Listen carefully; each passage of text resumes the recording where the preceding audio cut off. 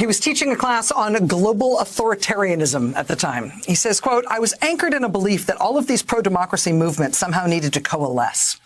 As I walked the class through a syllabus based upon country after country that had drifted to the nationalist authoritarian right, Hungary, Turkey, Russia, China, India, Brazil, it was glaringly obvious how interconnected these right-wing nationalists were. They used common tactics, common narratives, and common conspiracy theories to legitimize their rule. Many of them shared common sources of financing, corruption, and even political consultants. Isolated, the resistance movements that gave me hope would likely fail, meaning if they stayed isolated. But if they were connected, perhaps some of them could succeed. That would require an America that came to its senses while recognizing how much had gone wrong. America had helped shape the world we lived in before descending into the cesspool of the Trump years. We now had a government that was busy radicalizing a huge swath of American society, with pockets of the country turning to violent white supremacy or a QAnon conspiracy theory positing that America is secretly run by a cabal of child sex traffickers. At precisely the time that progressive forces around the world were under siege, America absented itself from the defense of the most basic propositions that had once defined it in the eyes of the world. The idea that individuals are entitled to a basic set of freedoms that should be applied equally to all people. The idea that democratic governance will compel a society to organize itself around a common set of facts. The idea that people of different races, religions, and ethnicities can peacefully coexist by forging a common sense of identity. The lifelines offered to those who struggled for those things in their own spaces, validated by the results that America itself could produce. We did big things. We had lost our grip on that lifeline.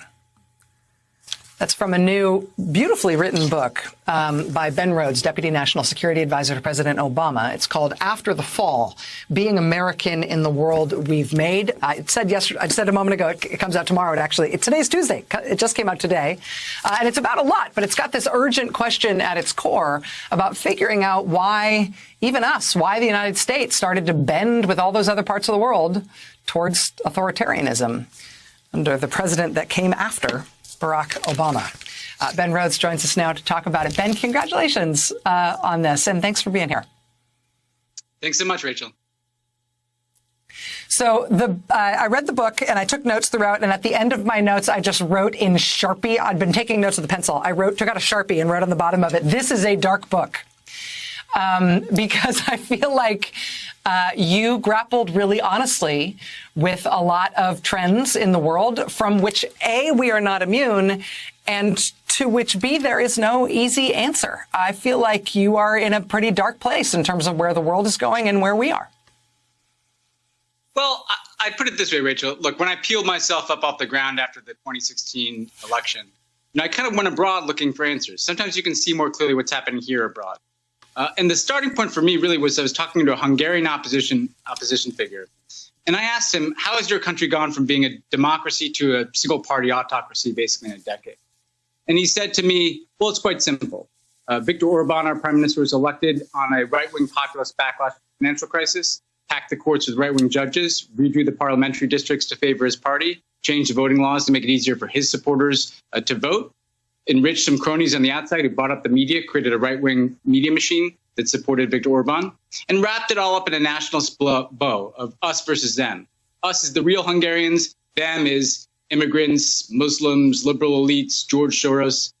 And he's talking, and I'm thinking, well, he could be describing what's happened in America over the last decade with the Republican Party. And oh, by the way, Viktor Orban, well, he got that playbook from Vladimir Putin. And I think what I needed to reckon with as someone who was in a position of power, honestly, is if I could talk to people like Alexei Navalny, talk to people like Hong Kong protesters or that Hungarian opposition, I had to wrestle with how had America become part of this trend and what had we done to contribute to it, but also what could we do to get out of it. And I did find some hope in all those progressive movements that I allude to, particularly young people stepping forward, that actually there's a pushback here. There's a chance to steer the pendulum back in the other direction. But I was going to be honest, that's not preordained in any way.